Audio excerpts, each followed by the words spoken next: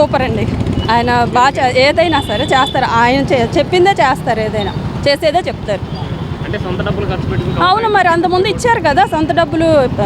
అది ప్రభుత్వంలో రాకముందు కూడా, పదవిలో రాకముందు కూడా చాలా ఇచ్చారు కదా. అలాగే చేస్తారు, ఇంకా ఎక్కువ చేస్తారు. అంటే అన్నిచ్చినా కానీ అప్పుడు విమర్శించారు కదమ్మా, ఎందుకని విమర్శించే వాళ్ళు 100 మంది ఉంటారండి. అవన్నీ మనకి ఎందుకు, చేశారు కదా, ఉపయోగం ఉంది కదా, లబ్ధి పొందారు కదా ప్రజలు, ఎంతో కొంత చేశారు కదా. అది అంటే పవన్ కళ్యాణ్ గారి పనితీరు మీద మీకు నమ్మకం ఉందా? బాగా చేస్తారు, చేస్తారు, హామీలను నెరవేరుస్తారు. కథ ఇప్పుడే కదా వచ్చారు, కొంచెం టైం పట్టుద్ది. గతంలో 30,000 మంది మహిళలు మిస్సింగ్ అయ్యారని చెప్పేసి, అంటే పోయిన అధికారంలో పవన్ కళ్యాణ్ గారు అధికారంలో చేపట్టిన 9 రోజులకే ఒక మహిళ. అవును, చేశారు కదా, తీసుకొచ్చారు కదా పవన్ కళ్యాణ్ గారు చెప్పి. ఇంకా ముందు ఇంకా మంచి జరుగుద్ది ఆడవాళ్ళకైతే. అంటే ఈ పని గతంలో ఎందుకు చేయలేకపోయారు? అవన్నీ అంటే మనకి తెలియదు, ఇప్పుడు ఎలా చేశారన్నది మనకి ఇది కదా చాలు మనకి, అప్పుడు సంగతి ఇంకెందుకు. మనం రీసెంట్గా నిన్న రాష్ట్రంలో 15,000 కోట్లు కేంద్రం నుంచి బడ్జెట్ కేటాయించారు అమరావతికి అభివృద్ధికి. ఎలా ఉంటుందంటారు అమరావతి అభివృద్ధి? అమరావతి తప్పకుండా అమరావతి చేస్తారు, అభివృద్ధి అయితే ఉంటుంది. ఆంధ్ర క్యాపిటల్ కావాలి కదా, దానికోసమే కదా రైతులు వాళ్ళందరూ ఎంత పోరాడారు, ఎన్ని సంవత్సరాలు పోరాడారు. ఇప్పుడు వస్తుంది మనకు, అదే కదా ఉపయోగం. వీళ్ళు వచ్చాక అది జరుగుద్ది కంపల్సరీ. అమరావతి కనుక డెవలప్మెంట్ అయితే నిరుద్యోగులకు ఉద్యోగ అవకాశాలు వచ్చే అవకాశం ఉన్నాయి.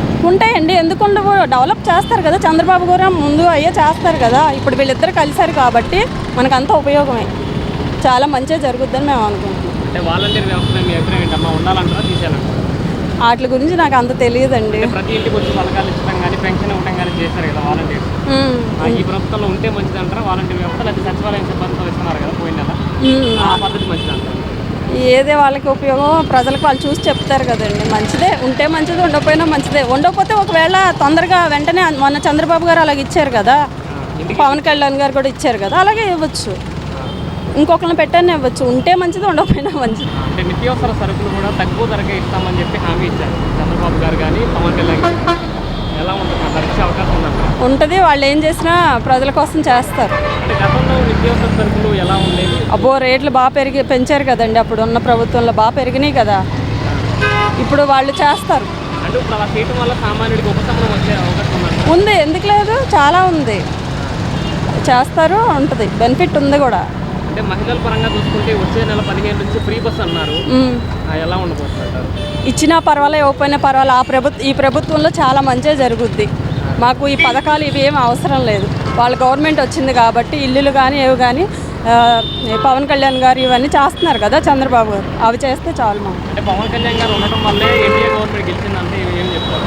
అలా అంటే ఏమండి, అవి మేము చెప్పలేం, కానీ ఇద్దరి వల్ల ఉంది కదా. ఇద్దరు, చంద్రబాబు గారు పర్లేదు, పవన్ కళ్యాణ్ గారు పర్లేదు, చేయొచ్చు వాళ్ళ వల్ల. మహిళలకి 18 సంవత్సరాలు దాటిన మహిళలకి 1500 నెలకి ఇస్తానన్నారు, ఎలా ఉంటుందంటారు? ఇస్తే పర్వాలేదు, ఇవ్వకపోయినా పర్వాలేదు, మేమేం అనుకోం. అంటే ఇవన్నీ చేస్తే రాష్ట్రంలో సామాన్యుల పైన భారం పడే అవకాశం ఏమో అవన్నీ తెలియదు కానండి, కానీ ఈ ప్రభుత్వం ఏది చేసినా మంచిగా చేస్తుంది.